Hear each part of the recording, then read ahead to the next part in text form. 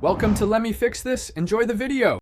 You start by encrypting the device so residual data becomes unreadable after reset.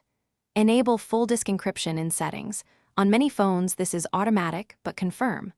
Once encryption completes, sign out of all accounts and remove SIM/SD.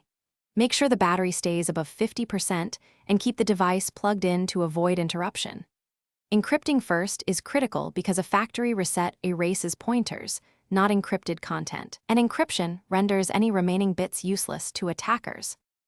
Now perform the factory reset using the device's built-in option or recovery menu. Follow prompts and wait for completion. Once the system boots to the setup screen, do not log in, connect to Wi-Fi if prompted only to download blank test files.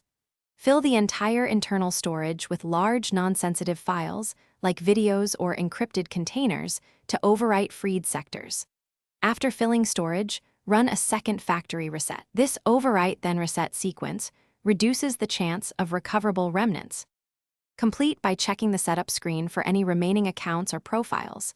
Confirm storage usage is low and only system files remain.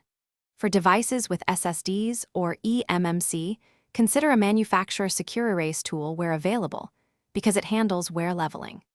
If you encounter errors or data still appears recoverable, re-enable encryption, refill storage with non-sensitive encrypted containers, and perform the overwrite and reset again. That extra cycle resolves most issues caused by incomplete overwrites or interrupted encryption.